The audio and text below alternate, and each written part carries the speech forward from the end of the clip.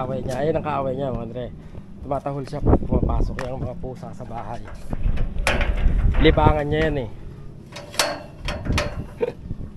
Hindi na rin nagtatawag pag may tao dito sa labas eh.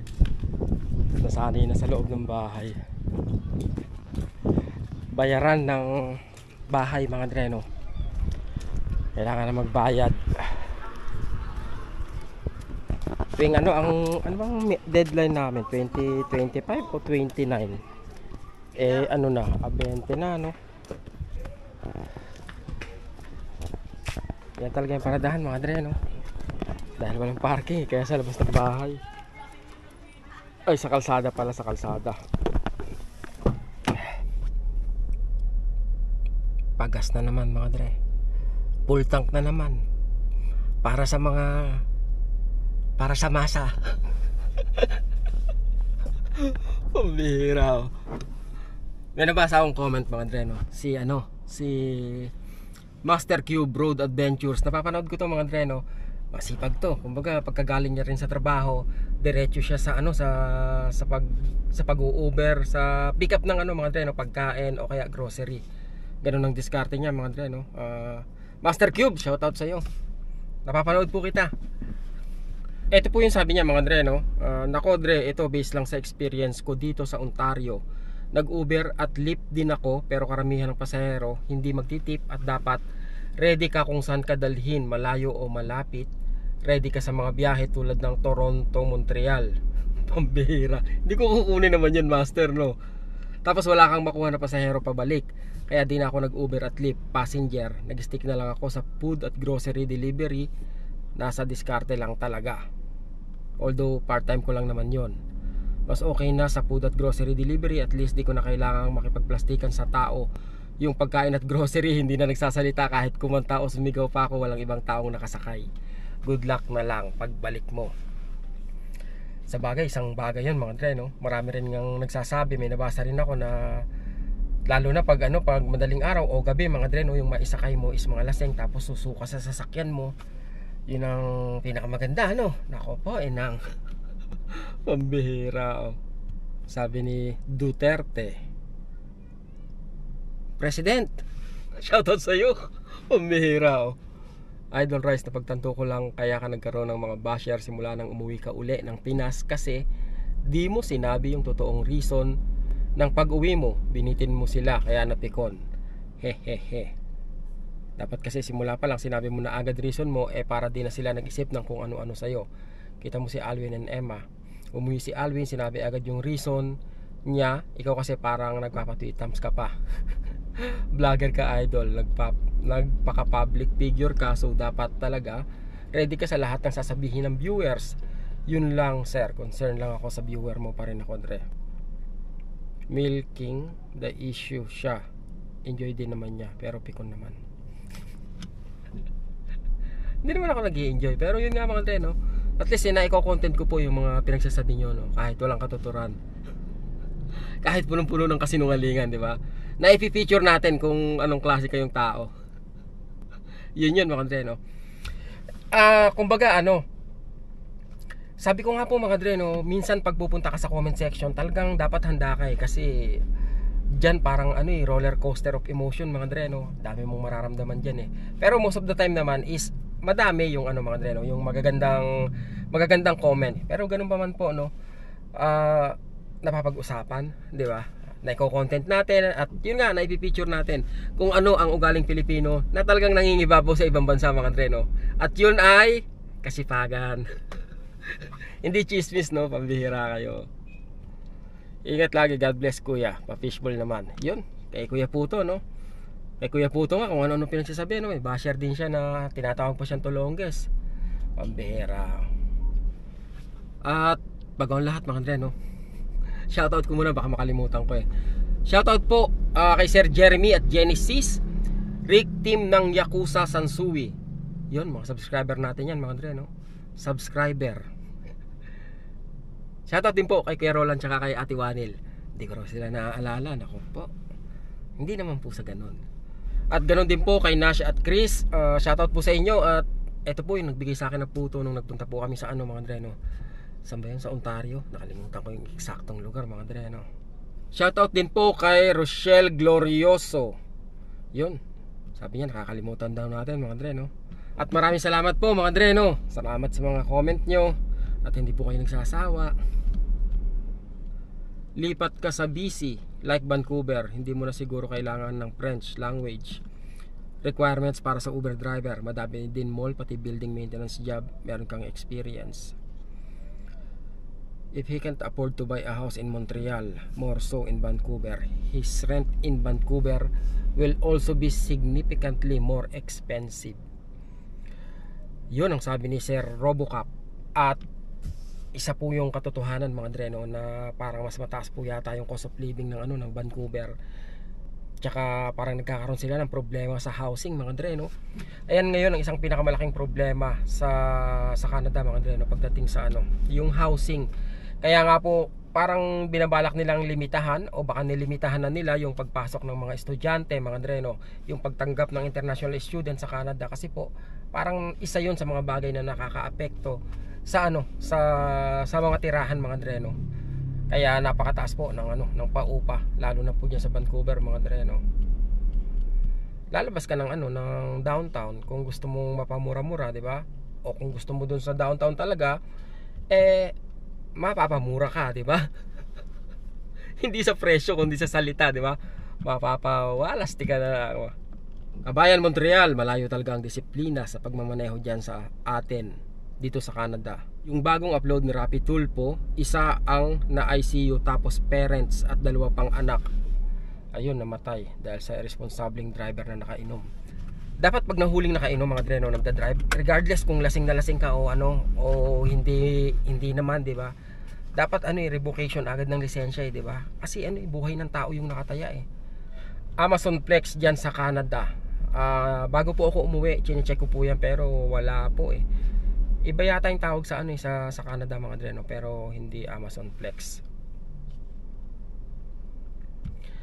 Ang sabi ko po ay masarap ang buhay sa Pilipinas, pero hindi ko po sinabing madali po. Ganun din naman sa Canada, di ba? Masarap din yung buhay sa Canada pero hindi rin madali. At palagay ko kahit saan tayo magpunta mga dre, no, kumbaga nasa diskarte talaga, di ba? Wala namang madali eh. Sabi nga nila pag madali ang ginagawa mo o kung madali mong nakuha yung isang bagay, baka mali, di ba? Kaya tingnan mong maigi. Parang kailangan mahirapan ka, di ba? Pakisabi kay Joby, naragsak nga kasangay niya, Perla Ardona. Tagal ko nang kasama yung mga Ilocano mga dre, no, pambihira. Hindi ko pa rin alam yung ibig sabihin ng binasa ko. Hina ako sa sa pagkatuto ng bagong lengguwahe mga dre, no.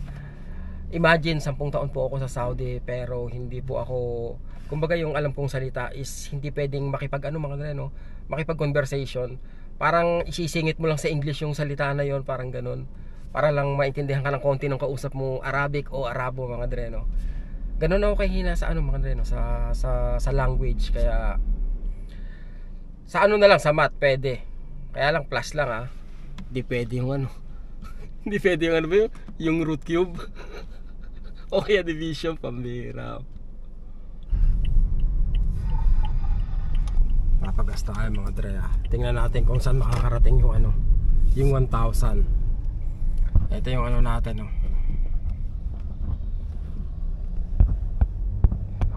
Ayan ang ating gas. 1,000 sir? Oo. Yung 91? Oo.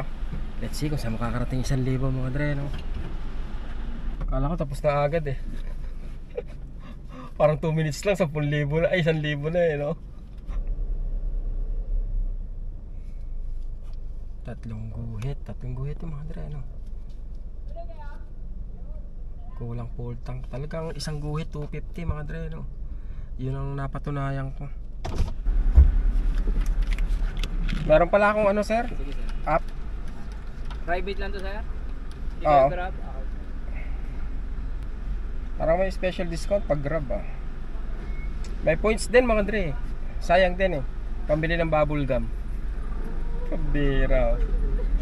Ay Wala naman signal dito. Off mo yung masakit data, sir. dito. Off mo lang. Off ko lang data. Ayun, sir. Grab ka ba? Hindi sir, pag-o-order. Ay, teka lang. Oo. Okay. Sige, My sir. card. Ayan, my card. Continue. Continue. Okay. Yan, okay na. Sige, Bilis, sir. ah. Oo, sir.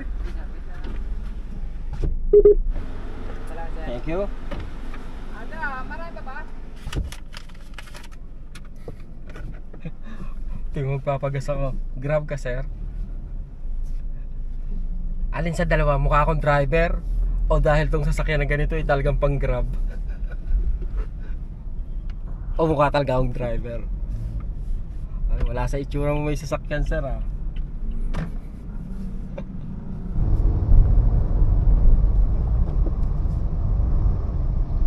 Tinan niyo yung bus, eh. Talagang sasakupin niya lahat. Kaya nakakatawa yung bus pag ano eh, pag kakabig yan sa kaliwa eh. Andito na naman tayo mga Andre.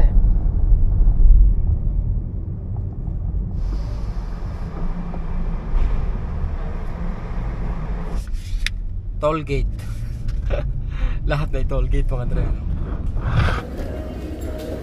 Nakakahiya yung ubo ko, pumuputok eh. May umiilag pag umuubo ako, baka tamaan eh.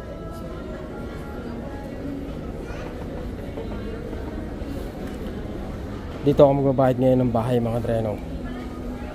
Ayoko sa GCash. Bakit ganun sa GCash mga Dreno? Pag may babayaran ka, may insurance pa. Kung gusto mong kumuha ng insurance para yung pera mo, pag nawala, dahil ibinayad mo sa pamamagitan ng GCash, kumbaga re-reimburse nila. Pero may bayad yun. Hindi ba responsibilidad nila yun, di ba? Pag ganun, pag nawala, kasalanan nila yun, di ba? Kailangan mo pa rin ng insurance kahit platform mo na yung gamit nila. Pambihira.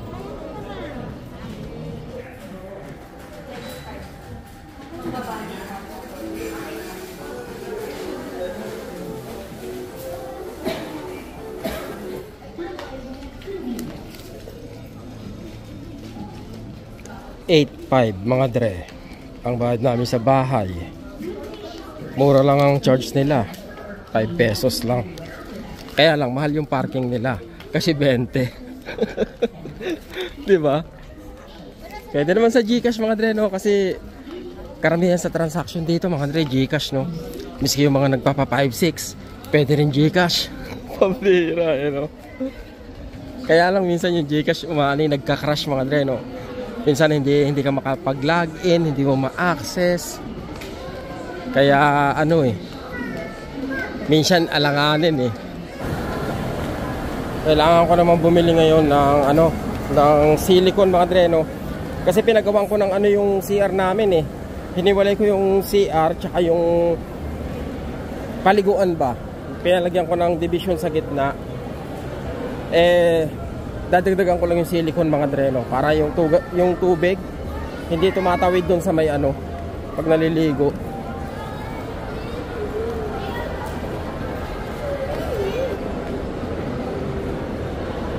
Meron na rin silang ganito dito, folding table, Maganda sana sa bahay, no? Kaya maliit lang na ganito. Pang picnic. Hindi kasi uso rito picnic mga Dre, no? Itong ganito, para malaki pero mga Dre, no? Foldable. Silicone. Magkano? 419. Para Sa toilet and bath? 299 lang per. Waterproof na yan, sir. Tapos multi-purpose na. Window doors, concrete, ceramic.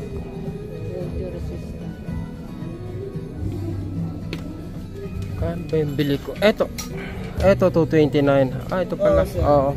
Pwede rin to. Yan na lang. Kasi sa yung toilet and yung Sa counter na yung puti. Okay. 229.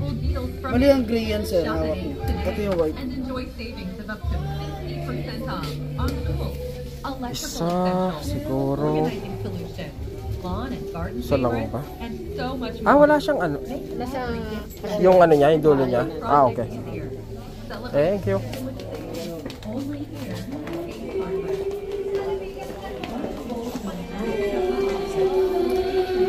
Sa araw na to mga Dre, mas marami ang anong tawag dito. Yun. Mas marami yung nagtitinda kaysa sa bumibili mga Dre, no? Yun nga mga Dre, no? Sa araw na to, mas marami yung ano, yung salesperson kaysa sa customer, no? Parang sa ano sa Virgin Mobile mga Dre, no? Mas marami yung empleyado kaysa sa bumibili, parang ganun.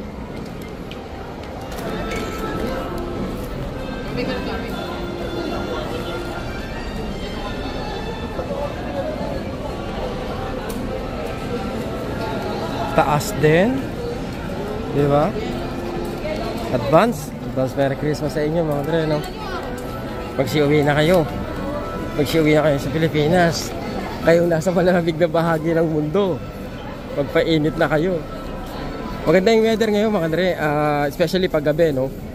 Kumbaga ano lang, parang nasa Baguio ka lang, lalo na pag mahangin. Bili naman tayo ngayong ano mga Dre, egg pie.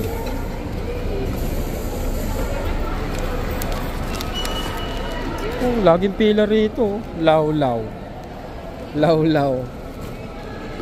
Ano kaya yung lawlaw, no? Saras. Yun. Masarap egg pie nila mga Dre, no? Magkano isa? 69.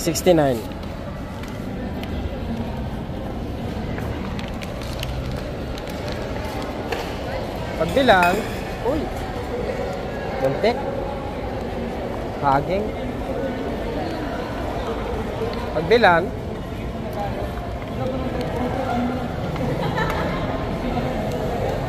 isang egg pie, to go, take out.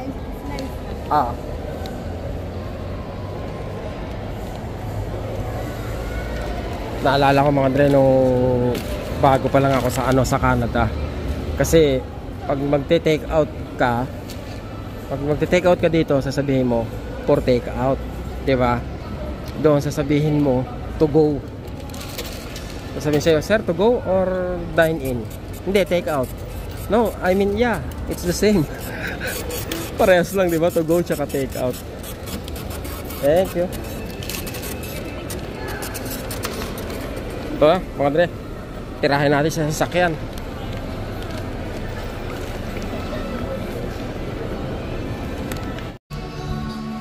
Baka lang kako mga Dre, gusto nyo makita yung parking lot ng SM. Andito ako sa 3rd floor. Kaya lang mabilis mabilis mapuno rito, o medyo mahirap maghanap ng parking dito mga Dre, no? Bagay, parehas din sa baba, ganun din mga Dre, no? Andito pa may sasakyan. Ano, wala na naman no?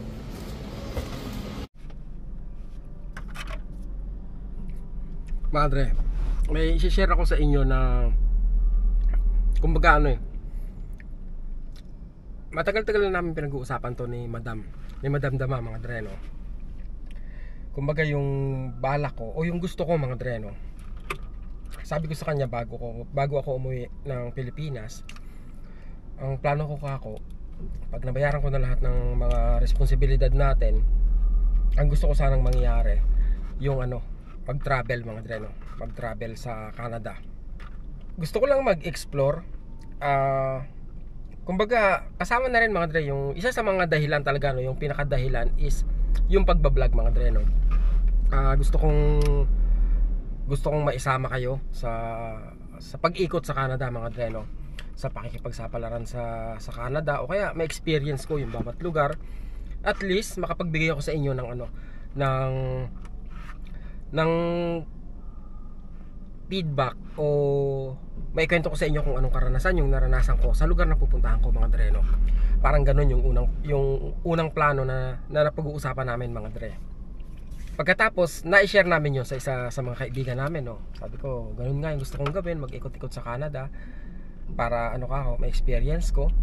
Tapos sabi niya ganun sa akin, my friend, sabi niya ganun, kailangan mo mag-stay doon ng let's say at least a year, maybe or two, para talagang ano, yung talagang maramdaman mo, o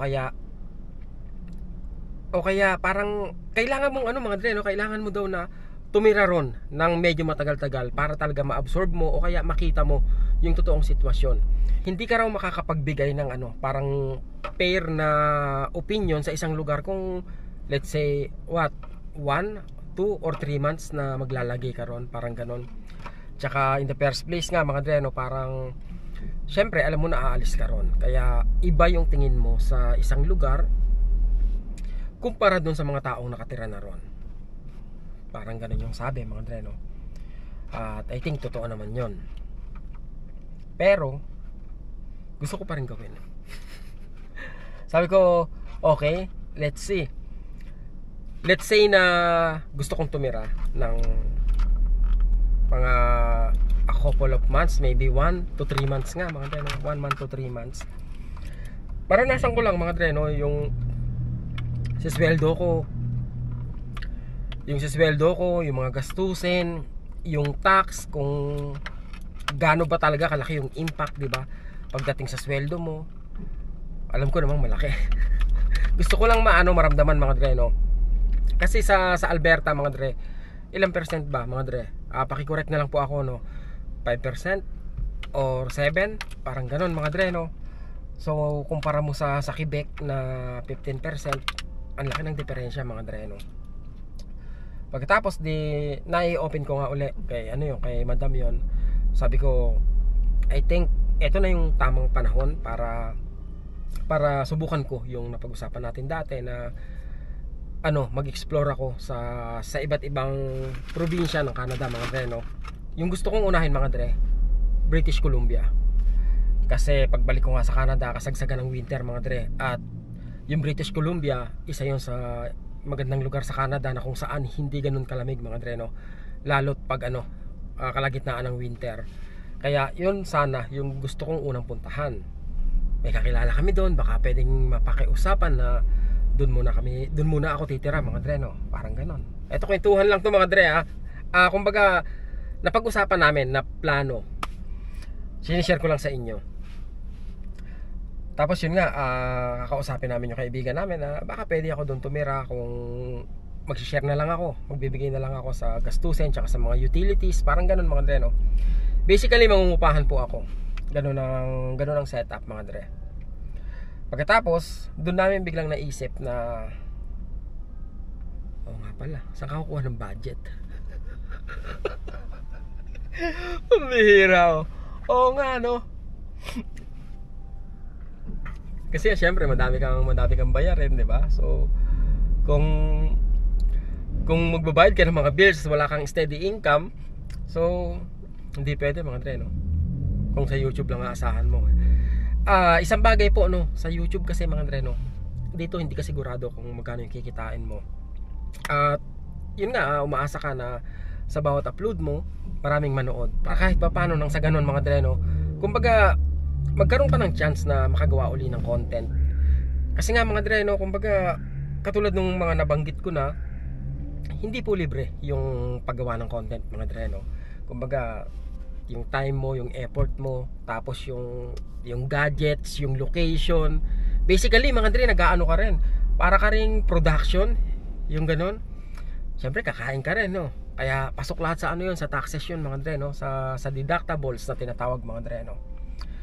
Kaya magastos din mga dre, no, gumawa ng content. Especially kung let's say grupo kayo, no, gusto mong gumawa ng content, grupo, kakain kayo sa labas, no. Kaya nung pumunta ako sa Buffet 101, ako lang mag-isa mga dre, no. Mas matipid, mas okay, diba? Ito yung mga panahon na mga dre, nasa plaza ako. Yung feeling mo this is it. Kumbaga wala, stagnant ka na. Kailangan mong pasyal-pasyal na. Kailangan mong gumalaw-galaw, di ba? Baka ma-stroke, sabi nga nila mga dre, no. Yung ganun, kaya naisip ko yun na subukan ko kaya, di ba? Bakit hindi? Yun sana yung gusto kong gawin mga dre, no. Sa pagbalik ko sa Canada, yung puntahan kayo, yung mga tropa natin mga dre, no, na nagbablog. gusto ko nga mga dre, no, kumbaga pupunta akong Edmonton, di ba?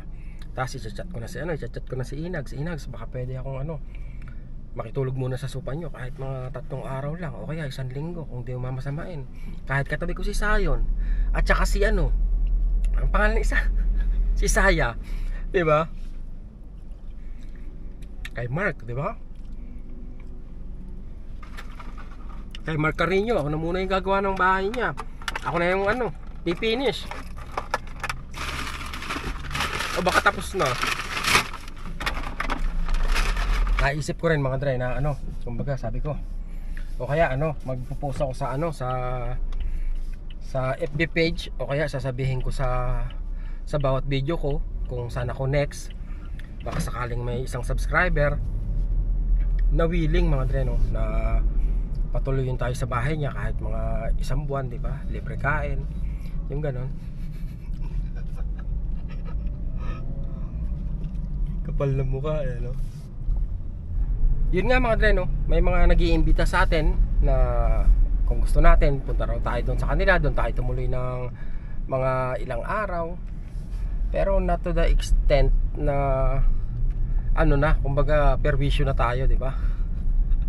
Isang gabi lang nakakahiya na Pero kung pipilitin pwede. Magpapapilit ako, di ba? Madali naman ako kausap Napakadali kong kausap tungkol sa bagay na ganyan. Pero ngayon mga dre, no, sa katotohanan, parang hindi viable, hindi posible na mangyari yon. Unang-una sabi ko nga sa inyo, pagbalik sa Canada, negative tayo mga dre, no. Sa akin okay lang naman. Kasi ganun din may pera o wala, magtatrabaho kayo, di ba? Parehas lang Kaya ang katwiran ko, di ba? May pera o wala, magtatrabaho ka. Ang katwiran ko, in between, dapat i-enjoy mo. I-enjoy mo yung bawat pagkakataon na meron ka, na may free time ka para gawin yung gusto mo, di ba? Kasi you'll never know mga dre, no, kung kailan makikipagsabong si San Pedro sa'yo. Baka mamaya dala na yung karet, di ba? Pambihira.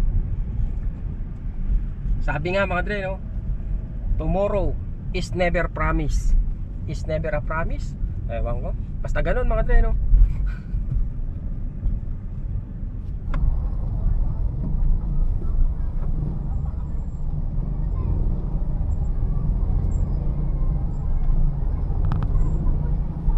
Parang nasa Baklaran, di ba?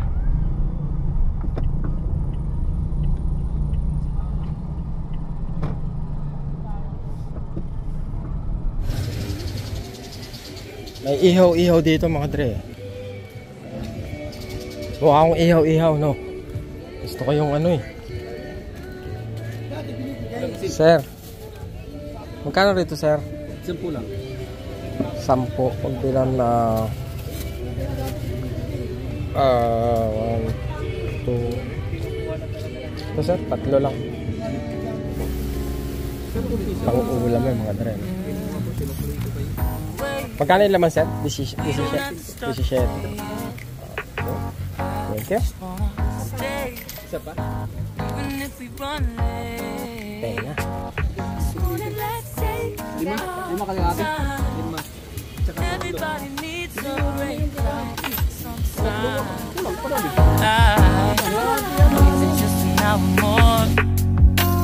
What's the